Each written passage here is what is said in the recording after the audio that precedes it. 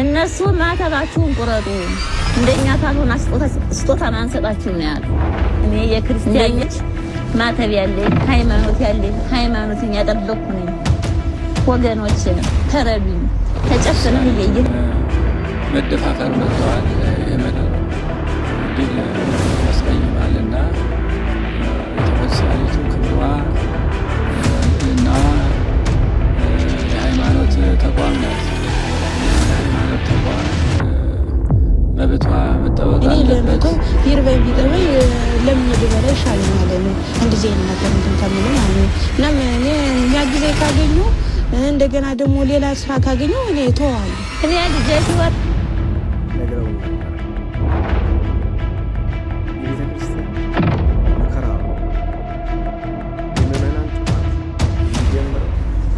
ወገኖች ተረዱኝ። እኔ በድንጋጤ ልጅ ደካማ ልጅ ስለያዝኩ ነው። የወለደም ያውቀዋል፣ ልጅ ያገኝ ያውቀዋል። እኔ በዚህ ጉዳይ እንጂ ጤንጤ አይደለሁም። ሃይማኖቴ በጣም የጠነከረ ነው። ሃይማኖቴ ብርቱ ነው። ለምን ጦሜን አላድርም አልከርምም። ለምን እራብስ የማይገለኝ። ሰላም ለእናንተ ይሁን። እንደምን አላችሁ? እንደምን ቆያችሁ? አሜን። አምላከ አበው ቅዱስ እግዚአብሔር ስሙ የተመሰገነ ይሁን። በዛሬው ቪዲዮ ፕሮቴስታንት ፓስተሮች በጎንደር የሚገኙ ወገኖቻችን ኦርቶዶክሳውያንን በሳንቲም ድቃቂ በልብስ ላቂ ምክንያት ማተባቸውን አስበጥሰው ፕሮቴስታንት እያስደረጉ ይገኛሉ። ይሄንን የማሳያችሁ ይሆናል ማለት ነው። እንዲሁም እንግዲህ ይሄንን ጉዳይ በተመለከተ መምህር ዲያቆን ዮርዳኖስም በዚህ ዙሪያ ሐሳብ ሰጥተዋል። ጉዳዩን በደንብ በጥልቀት ሂዶበታል። የቤተክርስቲያን ፈተና ምንድነው? ኦርቶዶክሳዊ ችግር ምንድነው የሚለውን በደንብ አሳያችኋለሁ ማለት ነው። እንዲሁም ደግሞ ብፁዕ ቅዱስ አቡነ ማትያስ የቤተክርስቲያን አደጋ ተጋርጦባታል፣ ኦርቶዶክሳውያን አደጋ ላይ ነው፣ ቤተክርስቲያን እየተደፈረች ነው፣ በተደጋሚ ጥቃት እየተፈጸመባት ነው፣ ይበቃል፣ እንደ ተቋም አክብሩን ብለው ቆፍጠን ያለ መግለጫ ሰጥተዋል። እሱን የማሳያችሁናል። አብራችሁን ቆዩ። እንግዲህ ይህን መርሃ ግብር ሁላችሁም ላይክ በማድረግ እንጀምረው። ሰብስክራይብ ለምንድን ነው የማታደርጉት? አሁን አድርጉ። ፕሮቴስታንታውያን እንግዲህ በሰሜን ኢየሱስን እንሰብካለን በሚል ጎንደሬው በተለይ ጎንደሬዎችን በጎንደር ያሉ ኦርቶዶክሳውያንን በገንዘብ እርዳታ ስም ማተባቸውን ያስበጥሱ ይገኛሉ። እንግዲህ ምንም ይሆናል። ከዛ በፊት ግን ይህንን የፕሮቴስታንት ጉድና ቅሌት እስኪ እንመልከት። አንዴ እንስማ እስኪ አንዴ። አሁን እኛ ቸርች ያለው አገልግሎት ከፈውስ አገልግሎት አለፍን፣ ከተአምራት አለፍን፣ ወደ ፈጠራ ገብተናል። የእውነት ነው። ፈጠራ ገብተዋል። አስሬ መጥቶ ማየት ይችላል። አንድ ቀን ያው ምን ገጠመኝ፣ ማክሰኞ ዕለት ሁሉ ላጅ ነው የምጭነውና አንድ ሴት መጣች። ነጠላ ለብሳ ነው ልክ እንደ ኦርቶዶክስ። መቼም እነሱ እኮ በጣም ጥሩ ነው ስርዓቱ እና መጣች። እኔ ኦርቶዶክስ ነኝ አለች። እሺ እኔ ታልኳት አክራሪ ነኝ አለች። ካከረርሽ ለምን መጣሽ አለች። አይ አንተ መዳም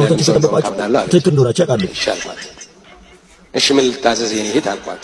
ልጅ ይዛ ነበር። እውነት ነው አልዋሽም። እዚህ ጋር ባይቼ ልጇ 8 ዓመት ነው። ጣት የለውም፣ ምንም ነገር ሲፈወላ ጣት የለውም። ይሄ ጣት እንዲበቅል ጸልይ አለች። ደነገጥኩ። ያለትን የተፈተንኩት 2 ቀን ተፈትኛለሁ።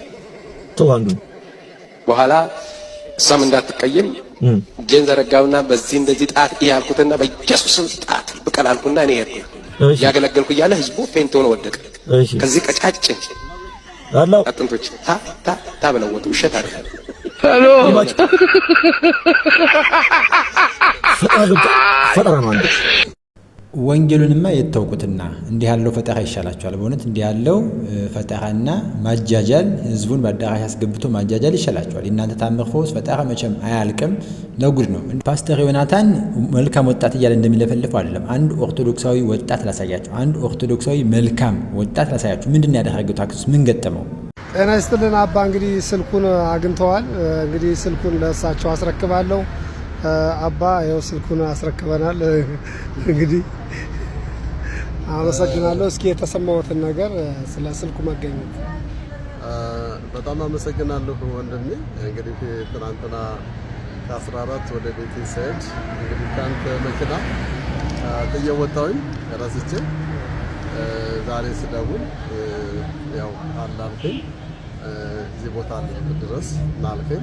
አሁን ዛሬ ስልክ ሰጣኛል። በጣም አመሰግናለሁ። እንደ አይነት ወንድሞችን እንደ አይነት በእምነት ያሉ ወንድሞች እንጀራ ብስቴ ይባርክልን።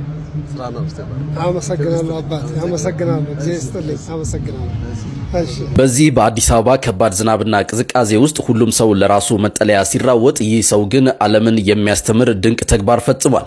ታክሲ እየጠበቀ ሳለ ከጎኑ በዝናብ የሚደበደብ ውሻ ተመለከተ። ይህ ቅን ሰው ራሱ በዝናብ እየራሰ የያዛትን ጥላ ለውሻው አዘን ብሎ ከዝናቡ አስጠለለው።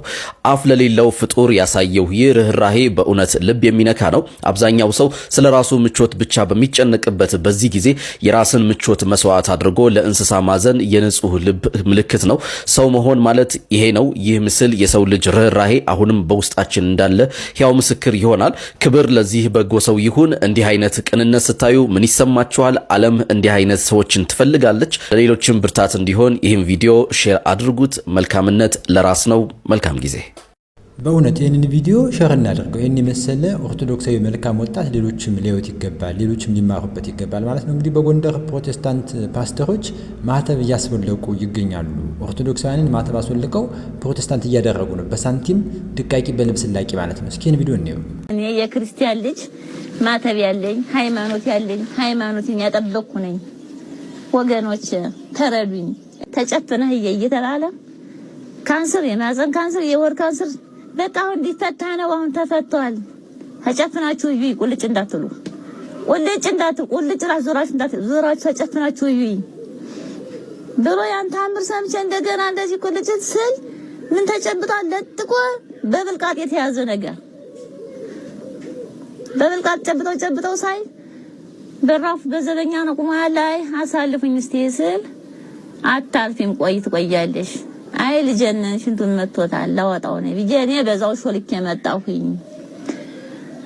እነሱ ማተባችሁን ቁረጡ፣ እንደኛ ታልሆናችሁ ስጦታን አንሰጣችሁም ነው ያሉ። እንደኛ ታልሆናችሁ ስጦታ አንሰጥም። በባለፈው ሲሆን ሰምታችሁ ይሆናል። በባለፈው እንትን ዘግንኖኛል። እንዴት መሰለ እንደ ጎረቤትም እዚህም እየሄዳችሁ እየተባለ ስለሆነ እኔ ለመተው ቢርበኝ ቢጠበኝ ለምኜ ብበላ ይሻለኛል። እንደዚህ አይነት ነገር እንትን ከምል ማለት ነው። እናም እኔ የሚያግዘኝ ካገኘው እንደገና ደግሞ ሌላ ስራ ካገኘው እኔ ተዋለሁ። እኔ ልጄ ሲወርድ በድንጋጤ ነው የወደኩ። ልጄን ላነሳ ልጄን ግብኛ ቦታ ወደቀብኝ። ታለ ስራዬ ወስጄ ልጄን ግብኛ አደረኩት ብዬ ነው በድንጋጤ ተሸረኩ እንጂ እኔ ለዚህ እምነት የለኝም። ወገኖቼ በየቴሌቪዥኑ በየስልኩም በየሁሉ የምታዩት እኔ የክርስቲያን ልጅ ማተብ ያለኝ ሃይማኖትን ያጠበቅኩ ነኝ። ወገኖቼ ተረዱኝ። እኔ በድንጋጤ ልጅ ደካማ ልጅ ስለያዝኩ ነው። የወለደም ያውቀዋል፣ ልጅ ያለውም ያውቀዋል። እኔ በዚህ ጉዳይ እንጂ ጤንጤ አይደለሁም። ሃይማኖቴ በጣም የጠነከረ ነው። ሃይማኖቴ ብርቱ ነው። ለምን ጦሜን አላድርም አልከርምም? ለምን እራብስ የማይገለኝ? በእርዳታ እንሰጣለን ስም የተሰባሰቡት እነዚህ ግለሰቦች ትላንት ሲያደርጉት የነበረውን የተላላኪነት ሴራ ዛሬም ማህተባቸውን ሳይፈቱ ነጠላቸውን ሳይቀይሩ ጌታን ተቀብለዋል ሲሉም እርዳታን መስጠት ሲሉ የሰበሰቡትን ሕዝብ ስለ ሃይማኖቱ ሊያስተምሩት ይሞክራሉ። አለፍ ሲልም ሕዝቡ ኢየሱስን ተቀበለ ሲሉ ከናንገት ማህተቡና ከነነጠላው ቀርጸው ያስተላልፋሉ። ታሪካዊቷ ጎንደር ያስተናገደችው ይህንኑ ድራማቸውን ነው። ወጣው ቀረው ቤተክርስቲያን ላይ ፓስተሮች እንግዲህ በዚህ ልክ ነው በእርዳታ ስም ገብተው እርዳታ በመስጠት በእርዳታ ስም በረሃብ የተደከሙ በልጅ ህመም ምክንያት ብዙ ስቃይ ያዩ እናቶቻችንን ምንም የማያውቁ እናቶችን እህቶችን ያልተማሩ ምንም አያውቁም በሚል በእርዳታ ስም እንዲህ አድርገው ማተብ ሲያስበጥሱ ኦርቶዶክሳዊነትን ሲያስክዱ ቢሞክሩም እናቶች ግን በጣም ጠንካራ ናቸው። ለኦርቶዶክሳዊነት ለእምነታቸው ሟቾች ናቸውና ምንም ረሃብ ቢይዛባቸው ረሃብ ቢጠናባቸው የልጅ ህመም ቢይዛቸው ማተባቸውን ሊበጥሱ አልወደዱም። ዞር በሉ ነው ያሉ። ያው በችግሩ ምክንያት ሂደዋል። ነገሩን ካወቁት በኋላ ግን ተጸጽተው ፍጹም ኦርቶዶክሳዊ ነን ብለው የጎንደርን ህዝብ ይቅርታ ጠይቀዋል። ኦርቶዶክሳዊነታቸውን ራሱ እንግዲህ እጅግ በጣም ወንጀል ነው። የጎንደር ሀገረ ስብከት የነገር ጠይቅ ይባል እንደምትመለከቱት በእርዳታ ስም እንዲህ ማድረግ አይቻልምና ወንጀል ነው፣ በህግ የተጻፈ ስለሆነ የእርዳታ ስም ሃይማኖት ሳይለይ መርዳት ብቻ ነው ማለት ነው። በዚህ ዙሪያ እንግዲህ ዲያቆን ዮርዳኖስ አበበ ምንድን ነው ያለው? አጠቃላይ ስለ ቤተ ክርስቲያኗ ድክመትና የደረሰባት ስላለው ነገር ይናገራል። አጭር መልእክት ነው። ምናልባት በጣም ግልጽ አላደረገውም። አባቶቻችን ነግረውን ነበረ። የቤተ ክርስቲያን መከራዋ የምዕመናን ጥፋት የሚጀምረው ሰይጣን ቤተ ክርስቲያንን ሲዋጋት አይደለም፣ በኃጢአት ሲዋጋት አይደለም። ቤተ ክርስቲያንን በኃጢአትም በክፉ ሰዎችም በምንም ነገር ታግሏታል፣ ሊያጠፋት አልቻለም። ታዲያ ቤተ ክርስቲያን ጥፋቷ ወይም የምዕመናን ጥፋት የቤተ ክርስቲያን መከራ መቼ ነው የሚጀምረው? ሰይጣን ጻድቅ መስሎ መድረኩን የያዘ ቀን ነው። ጽድቅ የያዘ መስሎ መልካም መስሎ። አዎ፣ ስለዚህ ዝርዝር ውስጥ አልገባም። እንታዘብ፣ ራሳችን እናስተውል። ይህችን ቤተ ክርስቲያን መልሰን የማናገኝበት ደረጃ ላይ እያደረስናት ነው። መልኳ እየጠየመ ነው፣ እየለወጥ ነው። ስርዓቷ፣ ህጓ ከምዕመናን መገደል ባልተናነሰ፣ ከቤተ ክርስቲያን ላይ እየተደረገ ካለው ጥፋት ባልተናነሰ የቤተ ክርስቲያናችን አውደ ምህረት መልካም በሚመስሉ ግን ወደ አጋንንት በሚመሩ ነገሮች ተሞልቷል። ለዛ ነው የቤተ ክርስቲያን ጥፋቷ የሚጀምረው ሰይጣን ጻድቅ መስሎ አውደ ምህረት የወጣ ቀን ነው። ሰይጣን በራሱ መውጣት አይችልም፣ በሰው አድሮ ነው የሚወጣው።